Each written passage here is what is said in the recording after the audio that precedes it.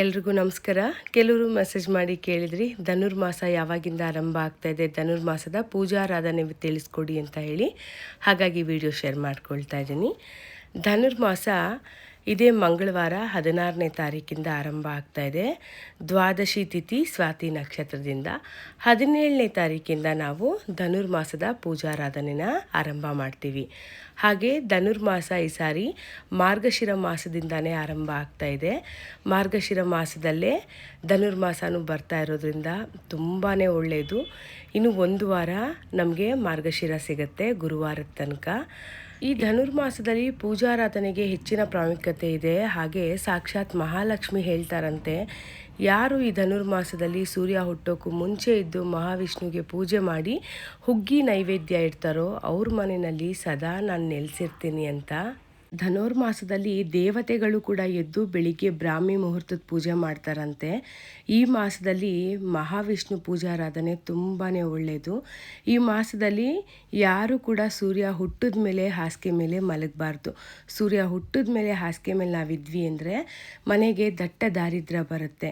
ಹಾಗಾಗಿ ಸೂರ್ಯ ಹುಟ್ಟೋಕ್ಕೂ ಮುಂಚೆನೇ ಎದ್ದೇಳಬೇಕು. ಈಗಂತೂ ಬೆಳಿಗ್ಗೆ ಬೇಗ ಸೂರ್ಯ ಉದಯ ಆಗೋಗುತ್ತೆ, 6 ಗಂಟೆ 6:30 ಒಳಗಡೆನೆ. ಹಾಗಾಗಿ ಸೂರ್ಯ ಹುಟ್ಟೋಕ್ಕೂ ಮುಂಚೆ ಹಾಸಿಗೆಯಿಂದ ಇದ್ದೇಳಿ. ಈ ಪೂಜೆನ ನೀವು ಮನೆಯಲ್ಲಿ ಮಹಾವಿಷ್ಣು ಫೋಟೋ, ಲಕ್ಷ್ಮಿ ಫೋಟೋ ಇತ್ತು ಅಂದ್ರೂ ಕೂಡ ಮಾಡ್ಬೋದು, ಕೃಷ್ಣನ ವಿಗ್ರಹ ಇದ್ದು ಅಂದ್ರೂ ಕೂಡ ಮಾಡ್ಬೋದು. ಅಥವಾ ವಿಷ್ಣು ಫೋಟೋ, ಲಕ್ಷ್ಮಿ ಫೋಟೋ ಇಲ್ಲ ಅಂದರೆ ನೀವು ಮನೆಯಲ್ಲಿ ದೇವ್ರ ಪೂಜೆಗೆ ಬಳಸುವಂಥ ದೇವ್ರ ಫೋಟೋ ವಿಗ್ರಹಗಳಿಗೆ ಪ್ರತಿನಿತ್ಯ ನೀವು ಹೇಗೆ ಮನೆಯಲ್ಲಿ ಪೂಜೆ ಮಾಡ್ತೀರೋ ಹಾಗೆ ಬೆಳಿಗ್ಗೆ ಬ್ರಾಹ್ಮಿ ಮುಹೂರ್ತದ ಪೂಜೆ ಮಾಡಿ ಹುಗ್ಗಿನ ದೇವ್ರಿಗೆ ನೈವೇದ್ಯ ಮಾಡಿ. ಹುಗ್ಗಿ ಅಂದರೆ ಹೆಸರುಬೇಳೆಯಿಂದ ಮಾಡಿರುವಂಥ ಹುಗ್ಗಿ. ಜಾಸ್ತಿ ಪ್ರಮಾಣದಲ್ಲಿ ಹೆಸರುಬೇಳೆ ಹಾಗೆ ಕಡಿಮೆ ಪ್ರಮಾಣದಲ್ಲಿ ಅಕ್ಕಿ ಹಾಕಿ ಅದಕ್ಕೆ ನೀವು ಪೊಂಗಲ್ ಮಾಡ್ತೀವಲ್ಲ ಹಾಗೆ ಜೀರಿಗೆ, ಮೆಣಸು, ಸ್ವಲ್ಪ ಒಣಶುಂಠಿ, ಕೊಬ್ಬರಿನ ಹಾಕಿ ಮಾಡುವಂಥದ್ದು. ಈ ಹುಗ್ಗಿ ಸ್ವಾಮಿಗೆ ತುಂಬ ಪ್ರಿಯವಾಗಿರುವಂಥದ್ದು. ವಿಷ್ಣು ಸಹಸ್ರನಾಮ, ಲಕ್ಷ್ಮೀ ಅಷ್ಟೋತ್ರ, ಲಕ್ಷ್ಮೀ ಸಹಸ್ರನಾಮ ಮಾಡಿದ್ರೆ ತುಂಬ ಒಳ್ಳೆಯದು. ವಿಷ್ಣು ಕೃಪೆ ಕೂಡ ಮನೆ ಮೇಲೆ ಆಗುತ್ತೆ, ಲಕ್ಷ್ಮೀ ವಾಸ ಕೂಡ ಮನೆಯಲ್ಲಿ ಸದಾ ನೆಲೆಸಿರುತ್ತೆ. ಧನುರ್ಮಾಸ ಮಹಾವಿಷ್ಣುವಿಗೆ ತುಂಬಾ ಪ್ರಿಯವಾಗಿರುವಂಥ ಮಾಸ. ಈ ಮಾಸದಲ್ಲಿ ಮಾಡುವಂಥ ಎಲ್ಲ ಪೂಜೆಗಳು ಕೂಡ ಹೆಚ್ಚಿನ ಫಲ ಕೊಡುತ್ತೆ. ಹಾಗೆ ಈ ಮಾಸದಲ್ಲಿ ನೀವು ಮಾಡುವಂಥ ದಾನ ಧರ್ಮ ಕೂಡ ತುಂಬಾ ಫಲ ತಂದುಕೊಡುತ್ತೆ. ನೀವು ಎಳ್ಳಿನ ದಾನ ಮಾಡ್ಬೋದು, ತುಪ್ಪ ದಾನ ಮಾಡ್ಬೋದು, ವಸ್ತ್ರ ದಾನ ಮಾಡ್ಬೋದು, ಉಪ್ಪನ್ನ ದಾನ ಮಾಡ್ಬೋದು. ಈ 1 ತಿಂಗಳು ಪೂರ್ತಿ ಪ್ರತಿದಿನ ಹುಗ್ಗಿನ ಮನೆಯಲ್ಲಿ ದೇವರಿಗೆ ನೈವೇದ್ಯ ಮಾಡಿದರೆ ತುಂಬ ಒಳ್ಳೆಯದು. ಒಂದು ವೇಳೆ ನಿಮಗೆ ಸಾಧ್ಯ ಆಗಲಿಲ್ಲ ಅಂದರೆ ದೇವಸ್ಥಾನಕ್ಕೆ ಅಕ್ಕಿ, ಹೆಸರುಬೇಳೆ, ಮೆಣಸು, ಜೀರಿಗೆನ ಭಟ್ರೆ ದೇವರಿಗೆ ನೈವೇದ್ಯ ಇಡ್ತಾರೆ. ಇದರಿಂದ ಕೂಡ ತುಂಬಾ ಪುಣ್ಯ ಸಿಗುತ್ತೆ. ಹಾಗೆ ಪ್ರತಿದಿನ ಪೂಜೆ ಮಾಡುವಂಥವ್ರು ತಲೆ ಸ್ನಾನ ಮಾಡಬೇಕಂದ್ರೆ ತಲೆ ಸ್ನಾನ ಮಾಡುವಂಥ ಅಗತ್ಯ ಇಲ್ಲ. ವಾರದಲ್ಲಿ 3 ದಿನ ನೀವು ತಲೆ ಸ್ನಾನ ಮಾಡಿ, ಬೇರೆ ದಿನಗಳಲ್ಲಿ ಹೆಗಲ ಮೇಲೆ ಸ್ನಾನ ಮಾಡಿಕೊಂಡ್ರೆ ಸಾಕು. ಹಾಗೆ ಧನುರ್ಮಾಸದಲ್ಲಿ ಪ್ರತಿದಿನ ನವಗ್ರಹ ಪ್ರದಕ್ಷಿಣೆ ಮಾಡಿದ್ರು ಕೂಡ ಜಾತಕದಲ್ಲಿ ಏನಾದರೂ ನವಗ್ರಹಗಳ ದೋಷ ಇತ್ತು ಅಂದರೆ ಅದು ಕೂಡ ನಿವಾರಣೆ ಆಗುತ್ತೆ. ಹಾಗೆ ಅಶ್ವತ್ಥ ಮರ ಪ್ರದಕ್ಷಿಣೆ ಹಾಕೋದ್ರಿಂದ ಕೂಡ ತುಂಬ ಪುಣ್ಯ ಸಿಗುತ್ತೆ. ಪ್ರತಿದಿನ ಅಶ್ವತ್ಥ ಮರನ ಮುಟ್ಟಿ ನಮಸ್ಕಾರ ಮಾಡಬೇಡಿ. ಶನಿವಾರ ಒಂದು ದಿನ ಮಾತ್ರ ಅಶ್ವತ್ಥ ಮರನ ಮುಟ್ಟಿ ನಮಸ್ಕಾರ ಮಾಡ್ಕೊಳ್ಳಿ.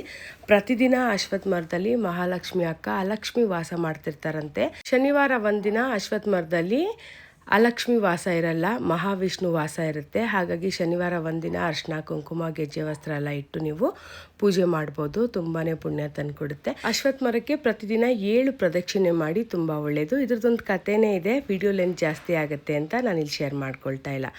ಧನುರ್ಮಾಸ ಮುಕ್ತಾಯ ಬಂದು ಜನವರಿ 14ನೇ ತಾರೀಕಿಗೆ ಆಗ್ತಾ ಇದೆ. 1 ತಿಂಗಳು ಪೂರ್ತಿ ಧನುರ್ಮಾಸ ಪೂಜಾರಾಧನೆ ಮಾಡಿದ್ರೆ ತುಂಬ ಒಳ್ಳೆಯದು. ಸಾಧ್ಯನೇ ಆಗಲಿಲ್ಲ ಅನ್ನೋವಂಥವ್ರು 3 ದಿನ, 5 ದಿನ, 9 ದಿನ ಈ ಥರನೂ ಕೂಡ ಮಾಡ್ಕೋಬೋದು.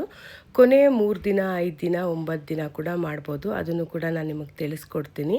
ಹಾಗೆ ಗರ್ಭಿಣಿಯರು ಧನುರ್ಮಾಸದ ಪೂಜಾರಾಧನೆ ಮಾಡ್ಬೋದಾ ಅಂತ ಕೇಳೋವಂಥವ್ರು 5 ತಿಂಗಳು ಒಳಗಡೆ ಇರೋವಂಥವ್ರು ಬೆಳಿಗ್ಗೆ ನೀವು ಪೂಜೆ ಮಾಡ್ಬೋದು. ಮನೆಯಲ್ಲೇ ನಿತ್ಯ ಪೂಜೆ ಆಗಿರೋದ್ರಿಂದ 5 ತಿಂಗಳು ತುಂಬಿರೋ ಅಂಥವ್ರು ಪ್ರತಿದಿನ ಪೂಜೆ ಮಾಡೋಕ್ಕೆ ಕಷ್ಟ ಆಗುತ್ತೆ. ಹಾಗಾಗಿ 5 ತಿಂಗಳು ತುಂಬಿರೋ ಅಂಥವ್ರು ಯಾರು ಮಾಡೋವಂಥ ಅಗತ್ಯ ಇಲ್ಲ, ದಿನನಿತ್ಯದ ಪೂಜೆ ಮಾಡಿಕೊಂಡ್ರೆ ಸಾಕು. ನನಗೆ ತಿಳಿದಿರೋವಂಥ ಮಾಹಿತಿನ ನಿಮ್ಮ ಜೊತೆಗೆ ಶೇರ್ ಮಾಡ್ಕೊಂಡಿದ್ದೀನಿ. ಕೊಟ್ಟಿರೋ ಮಾಹಿತಿನಲ್ಲಿ ಏನಾದರೂ ಒಂದು ವೇಳೆ ತಪ್ಪಾಗಿದ್ದರೆ ದಯವಿಟ್ಟು ಕ್ಷಮೆ ಇರಲಿ. ಹಾಗೆ ಧನುರ್ಮಾಸದ ಪೂರ್ತಿ ಪೂಜಾ ವಿಧಾನ ತಿಳ್ಕೊಬೇಕು ಅಂದರೆ ಧನುರ್ಮಾಸದ ಪೂಜಾ ವಿಧಾನ ಅನ್ನೋ ಬುಕ್ ಸಿಗುತ್ತೆ. ಇದು ಎಲ್ಲ ಗಂದಿಗೆ ಅಂಗಡಿ, ಬುಕ್ ಶಾಪ್ಗಳಲ್ಲೂ ಸಿಗುತ್ತೆ. ನೋಡಿ ನೀವು ಪೂಜಾ ವಿಧಾನನ ಅನುಸರಿಸ್ಬೋದು. ಧನುರ್ಮಾಸ ಮಹಾವಿಷ್ಣುವಿಗೆ, ಲಕ್ಷ್ಮಿಗೆ ತುಂಬ ಪ್ರಿಯವಾಗಿರೋ ಮಾಸ. ಏನೇ ಪೂಜೆ ಮಾಡಿದ್ರೂ ಫಲ ಕೊಡುತ್ತೆ.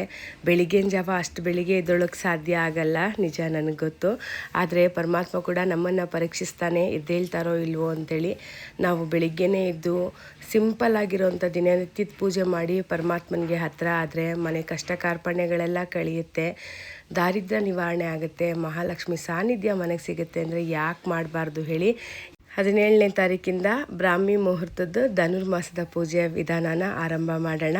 ಎಲ್ಲರೂ ಕೂಡ ಮಾಡ್ತೀರಾ ಅಂಥೇಳಿ ನಾನು ಭಾವಿಸ್ತೀನಿ. ಸಾಧ್ಯ ಆಗೋ ಮಟ್ಟಿಗೆ ಎಲ್ಲರೂ ಪ್ರಯತ್ನ ಮಾಡಿ ಮಹಾಲಕ್ಷ್ಮಿ ಸಾನ್ನಿಧ್ಯ ಎಲ್ಲರಿಗೂ ಸಿಗಲಿ ಅಂತ ಕೇಳ್ಕೊಳ್ತೀನಿ. ವಿಡಿಯೋ ಇಷ್ಟ ಆದರೆ ಲೈಕ್ ಮಾಡಿ, ಕಮೆಂಟ್ ಮಾಡಿ, ನನ್ನ ಚಾನಲ್ನ ಸಬ್ಸ್ಕ್ರೈಬ್ ಮಾಡಿಕೊಂಡು ಸಪೋರ್ಟ್ ಮಾಡೋದನ್ನು ಮರಿಬೇಡಿ. ನಿಮ್ಮ ಸಪೋರ್ಟ್ ತುಂಬಾ ಮುಖ್ಯ. Thank you so much for watching.